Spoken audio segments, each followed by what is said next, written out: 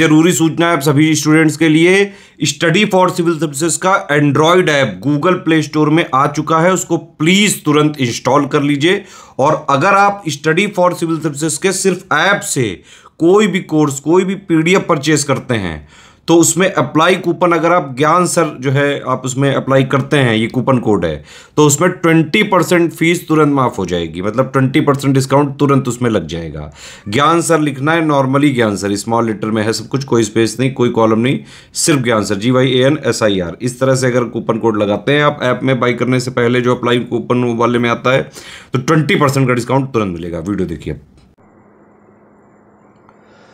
नमस्कार साथियों, स्वागत है आप सभी का स्टडी फॉर सिविल सर्विसेज में। ये क्लास है हमारी एनिशिएंट इंडिया की, और एनिशिएंट इंडिया में ये बिल्कुल समझ लीजिए अंतिम चरण है। हम देख रहे हैं प्राचीन भारत के important previous year questions, important fact.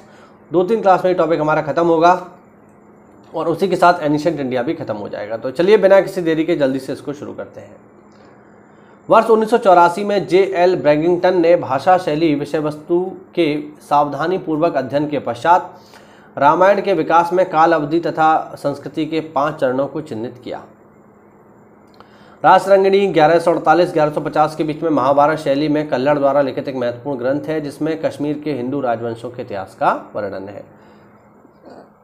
Paper में पूछा था कश्मीर का इतिहास, तो आप बताओगे रासरंगिणी, जिसे लिखा है कल्लड़ ने। नारद और पाराशर ने 5 विशेष परिस्थितियों में पत्नी को पुनर्विवाह की अनुमति दी है। पहला, पति के मरने के बाद। दूसरा, पति का पता ना लगने पर। तीसरा, पति के सन्यासी होने पर। चौथा, पति के नपुंसक होने पर। और चौथा, पति के पतित हो जाने पर। पतित होने का मतलब है कि वह किसी अन्य स्त्री के संपर्क में आ जाए, तो स्त्री भी जो है दूसरी शादी कर सकती है। विष्णु, याज्ञवल्क्य और बृहस्पति ने विधवाओं को पूरी संपत्ति का स्वामिनी माना है, ध्यान रखना, ठीक है। तो जो लोग ये कहते हैं कि आधुनिक भारत में हमने जो है विधवा पुनर्विवाह अधिनियम अंग्रेजों ने लाया, आपने सुना होगा विडो रीमैरिज एक्ट लाए, नेटिव मैरिज एक्ट लाए, वो सब बकवास है। देखा जाए तो प्राचीन भारत में ये चीज़ें पहले से ही मौजूद थी, ठीक है। चलिए आगे बढ़ते हैं। खजुराहो के मंदिर वास्तुकला के विभिन्न भागों का अवरोही क्रम क्रमशः कलश, आमलक, अधिष्ठान और जगाती है। ये अवरोही क्रम का मतलब है कि सबसे ऊपर आपको मिलेगा कलश। कलश मंदिर का सबसे ऊपरी भाग होता था, जहां कलश नुमा आकृति स्थापित की जाती थी। कलश के नीचे आमलक होता था, जो गोलाकार होता था। जगती एक प्रकार से मंदिर की नींव होती थी। जगती के ऊपर का भाग अधिष्ठान कहलाता था। यानी किसी मंदिर में सबसे ऊपर क्या मिलेगा? सबसे ऊपर मिलेगा कलश, और सबसे नीचे क्या मिलेगा? जागती। जागती मतलब मंदिर की नींव। आगे देखिए, कुट्टनी मत का लेखक दामोदर गुप्त था, ध्यान रखना। दामोदर गुप्त कश्मीर के कारकेट वंश का अंतिम शक्तिशाली शासक विनयादित्य जयापीड़ के दरबार में रहता था, लेखक था ये। इस पुस्तक की रचना वैश्याओं को कामशास्त्र की शिक्षा देने के लिए की गई थी। चीनी यात्री फायान का जन्म चीन के वुयंग नामक शहर में हुआ था। उसका मूल नाम कुड था। भारत में यात्रा की शुरुआत उसने चंगन से की थी, ध्यान रखना।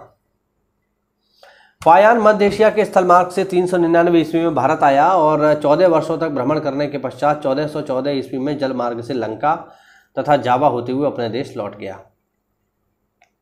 फायान का यात्रा विवरण फो की नाम से जाना जाता है। फायान ने पाटलिपुत्र में रहकर 3 वर्ष तक संस्कृत का अध्ययन किया। उसने संस्कृत भाषा सीखी।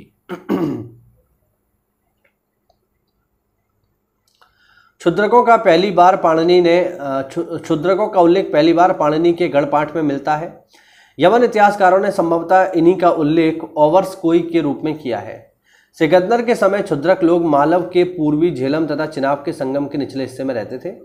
धीरे धीरे ये लोग राजस्थान की ओर चले गए। अगला पॉइंट देखिए, अल मसूदी बगदाद का यात्री था, जिसे इतिहास का विशेषज्ञ होने के कारण अरब का हेरोडोटस कहा जाता है। अल मसूदी प्रतिहार शासक महिपाल प्रथम के समय में भारत आया। इसने अपनी पुस्तक मुरुजुल जवाब में प्रतिहार राजा को अल जुंज तथा मिहिर भोज को बाउर कहा है।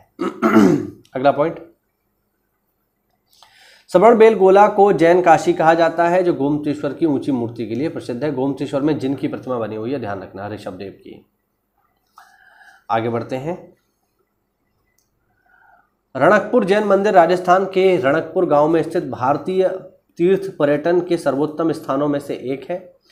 रणकपुर मंदिर भारत के सबसे पुराने जैन मंदिरों में से एक है। याद रखना, रणकपुर मंदिर कहाँ पर है? राजस्थान में। नरसिंह वर्मन प्रथम द्वारा मामल्लापुरम नगर की स्थापना की गई। नरसिंह वर्मन प्रथम ने महामल्ल की उपाधि धारण की। यहां पर एकात्मक रथों का निर्माण इसके द्वारा ही कराया गया था। नरसिंह वर्मन प्रथम ने बादामी के चालुक्यों को पराजित किया तथा वातापी कोट की उपाधि धारण की। अगला पॉइंट देखिए, पुलकेशियन द्वितीय के सामंत गंगराज दुर्वनित ने शब्दावतार नामक व्याकरण ग्रंथ की रचना की। और एक पॉइंट और देख लेते हैं लास्ट। सर्वप्रथम वैज्ञानिक इतिहास लिखने का श्रेय यूनानी इतिहासकार थ्यूसिडाइडिस को जाता है। इसका जन्म 460 ईसा पूर्व तथा मृत्यु 396 ईसा पूर्व में हुई थी। पेलोनेसियव के युद्ध का इतिहास इसने लिखा है तथा इसने स्वयं भी इस युद्ध में भाग लिया था। तो ये हुआ साथियों आज का हमारा वीडियो, जिसमें हमने बात करी एंशिएंट इंडिया के इंपॉर्टेंट फैक्ट्स के बारे में। तो उम्मीद करता हूँ वीडियो में आपको महत्वपूर्ण तथ्य मिले होंगे। बोरिंग वीडियो है, मेरे को पता है, क्योंकि पढ़ाई बहुत ज़्यादा इंटरेस्टिंग हम नहीं बना सकते। चीज़ें जो है उन्हें हमें उसी फॉर्म में देखना पड़ेगा। तो अगर आप इससे बोर हो रहे हैं, मतलब आप अपने लक्ष्य से दूर जा रहे हैं, सीधी बात है, तो बोर मत होइए, पढ़ाई में दिमाग लगाइए। इसको जितनी बार पढ़ सकते हैं उतनी बार पढ़िए, मेहनत करिए। आरओ का एग्जाम नज़दीक है, बीओ का भी नज़दीक है, तो मेहनत करते रहिए। मिलते हैं अगली क्लास में, तब तक के लिए जय हिंद, जय भारत, वंदे मातरम।